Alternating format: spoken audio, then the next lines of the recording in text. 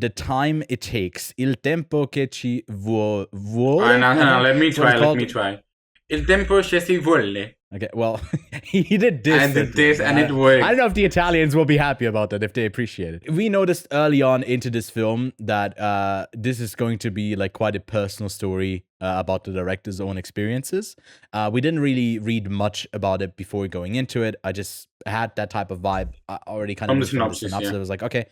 And I think I told you going in, like, this could be really pretentious and like bad because it was like saying these great things about like life essentially.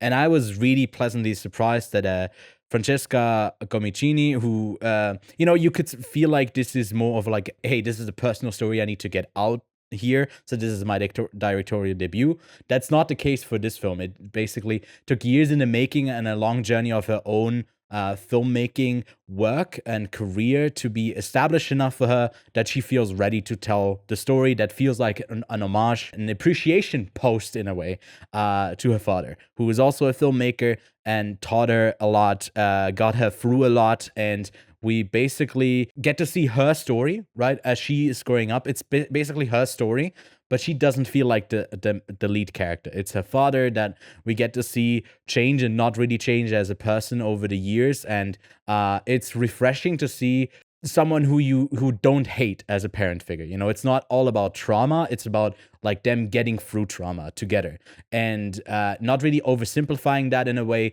where it becomes super cheesy. Because if you have these like basically appreciating someone's life, these types of movies, these types of somewhat biopic-ish movies, they can become incredibly pandering really quickly if you idealize them in a way where you feel disconnected with what seems to have been reality. And I found this movie incredibly emotional in some moments. The recurring bits about Pinocchio and a scary whale that she's scared of when she's a kid, and then it becomes something else. I don't want to spoil here. I was really pleasantly surprised by this one. And I like it even more the more I think about it. But yeah, Kev, what did you think about it? You didn't say, oh, I feel like this is going to be a pretentious movie. You literally told me, oh, God, look at this. This is going to be like some yapping, bro. Oh, my God. Like, that was the mentality that he was going in with it. Guilty. You didn't think I was going to mention that? No. We're being honest on the Quiet on Set podcast. Not safe from this guy. Here. All right. But yeah, this one was a real surprise for me. The thing I like about it the most is like it doesn't throw information at you. You kind of go along with the journey. So you see this little girl. First and foremost, I kind of want to shout out the main actor who plays the father, which is Fabrizio Guffini. Like, he would surely be one of my best male actor performances of the festival. I found him to be pleasantly diverse, Usually the parents are quite kind of one note in the terms of like, oh, he's that kind of parent. But no. You see the good sides of him and you see the bad sides of him, which I really, really appreciated. The first 15 minutes, we just see this little girl growing up with his father. He's teaching her the manners, teaching her how to be honest. Like, and you watch that, and that's the part where you go sympathy with them, you go empathy with them. So yeah, I really appreciated that. And only like 20 minutes in the story, it becomes clear that the father is a director.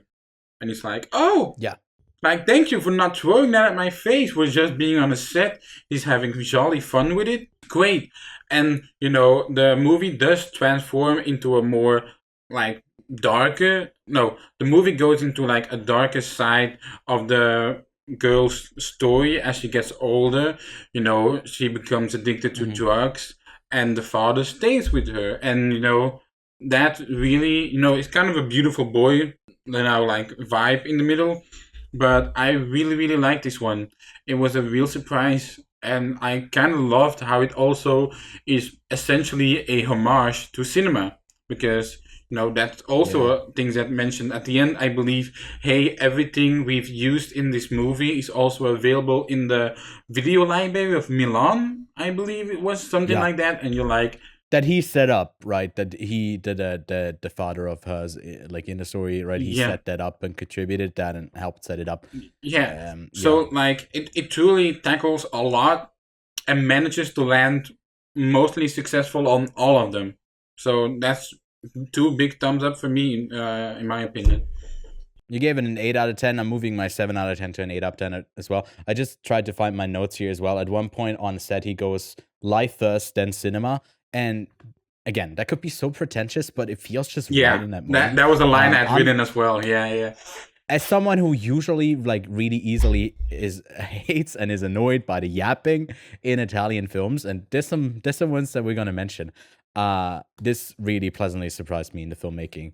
Yeah, I really hope good, it's really gonna good. release. Like I really want to rewatch it again.